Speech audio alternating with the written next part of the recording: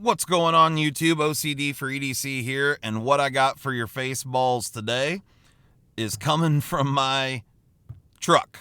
I'm taking a page out of Eugene Kwan's book, doing a little dashboard review here.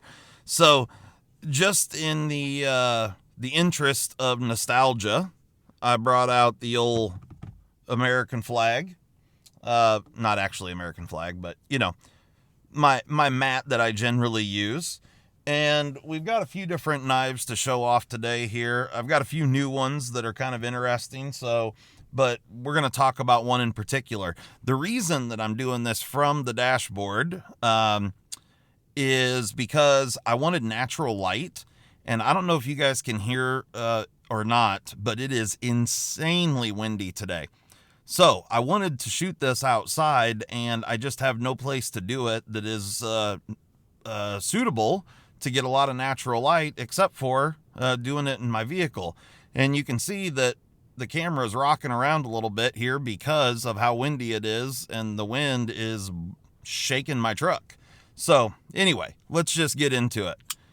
First up, I got a new Spyderco. This happens to be the Spyderco Para 3. This is a KnifeWorks exclusive. You can see there the number 16. This is a Collector Club model, and it is in CTS 204P. Otherwise, it has like a really dark forest green G10, and it's just a standard Para 3. Cool little knife. Action on it is stellar. These just got released. Like I said, KnifeWorks exclusive. Pretty cool one.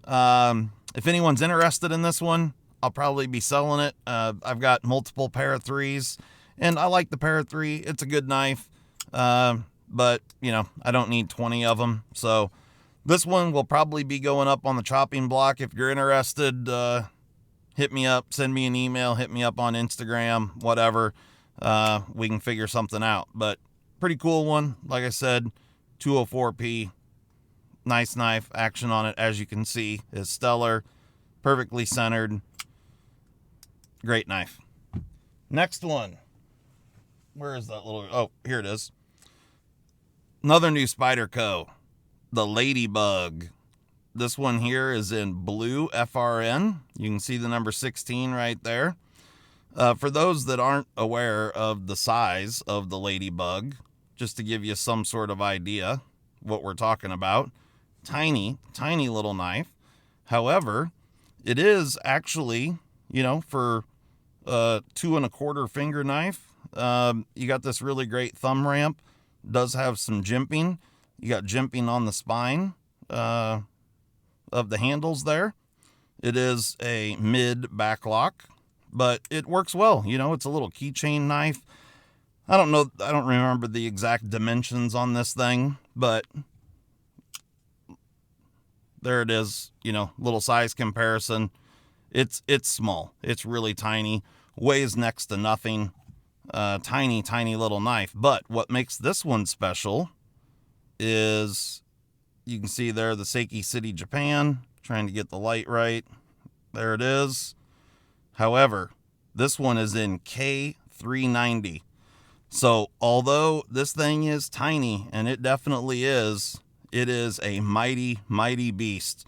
For those that are not familiar with K390, this steel is on the level with things like 10V, Rex 121, what else? What else am I trying to come up with here?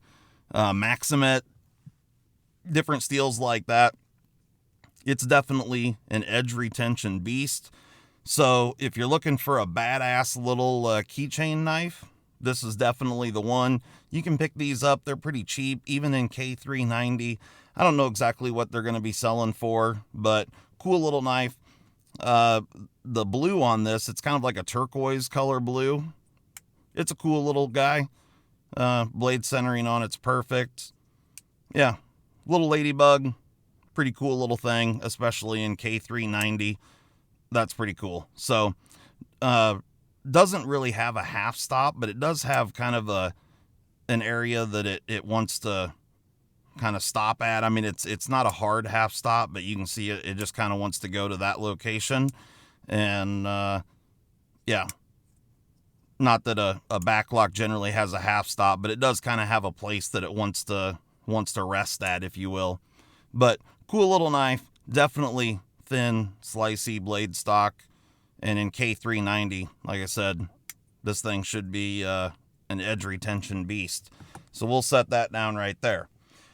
Now, the knife that this video is really all about, and the reason that we're outside for natural light, is a knife that some of you may have seen. I posted up a little video on my Instagram. Some of you guys may have seen that. Others may have not. Anyway, I've been doing quite a bit of work on this knife. So I did a lot of modifications to it. There's not one piece on this that hasn't been modified. And it is this knife right here. This is the Spyderco K2, Farid K2. And you can see here the anno work that I did on this knife.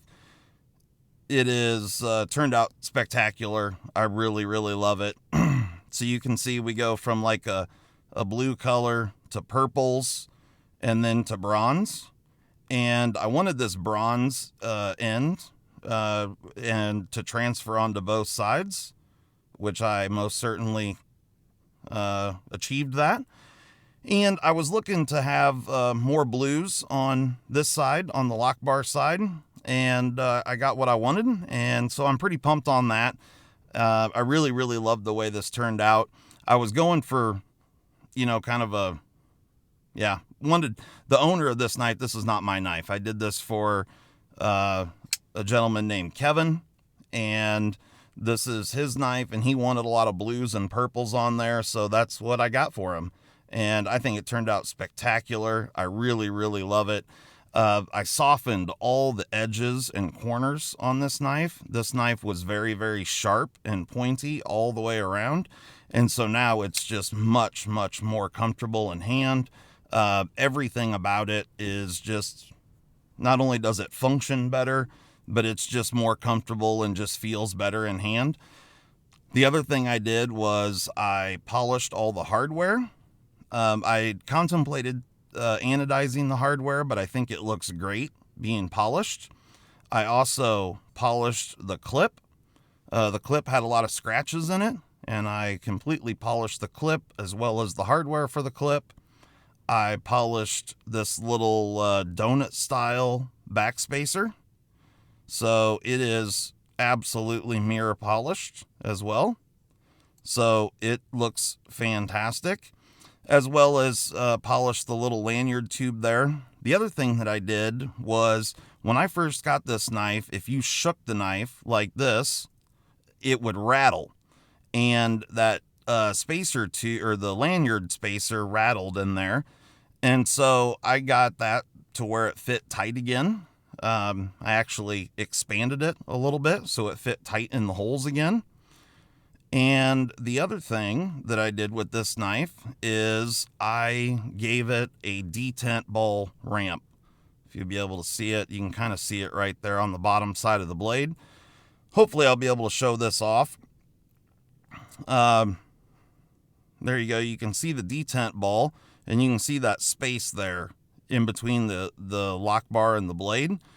Well, as I open the blade up, you'll see when the ball starts to go down the ramp, you'll see the lock bar just getting, there it goes. So right at that spot, you can see the lock bar just starts getting closer and closer to the knife instead of it being all one just drop. As I'm opening the blade, it's a nice gradual. And then on the other side of that, when I disengage the lock and I get onto the lock bar, when I start to close the knife, it just is a nice gradual transition to get that detent ball up onto the actual blade. So I installed the detent ramp as well as polished all that up. So it's a really nice, smooth transition. Works extremely well. Action on it's stellar. So immediately when you get the knife blade past the lock bar, right in that location, and you start to close the blade, it just rides right up onto that detent ball seamlessly. instead of there being, little jerks and whatnot. So, yeah, I don't know if I'll be able to show that off. These are the only knives I have out here with me at the moment. But if I can show this off on the, right there is the step of the ball. I don't know if I can show this on the Para 3. Not very easily. I should have brought another knife out here that I could show. Well, you can kind of see it right in, yeah, barely. But, yeah, I'm sure most of you know what I'm talking about with the detent ball stepping up onto the blade. With the K2, that transition is seamless. If you guys check out my, I've got a knife mods playlist that you can check out. I actually show in those knife mod videos how to install a detent ramp.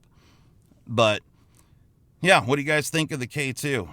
I like having the little touch of bronze on there. I like the fact that it's consistent on both sides. It's about right at the lanyard hole where it goes from blue to bronze. I just wanted to have a little bit of flair on there. I could have done the whole thing in blues and bronze, or I'm sorry, blues and purples, but I think it's cool to have a little bit of color, a little bit of variation. And I really, really love the way the show side turned out. I think it's beautiful. The purples are so good. It's just, man, the polish on it's spectacular. The colors are fantastic. It really turned out spectacular. This knife deserved something great. For those that aren't aware, the Farad K2 is in 10V blade steel. So this thing's an edge retention beast as well. This is a Taichung, Taiwan Spyderco. And there you can see the Farad K2.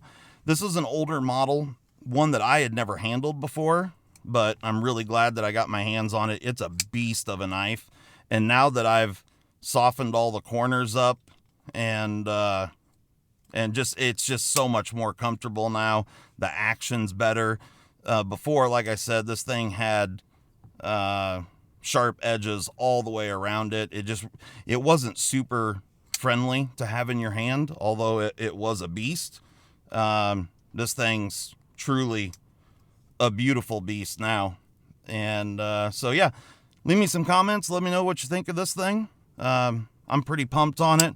It does all the Spidey things. You can Spidey flick it and all the good stuff.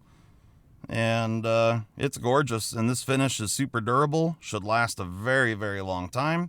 And the owner of this knife, when he gets it back, hopefully he'll be as pumped with it as I am.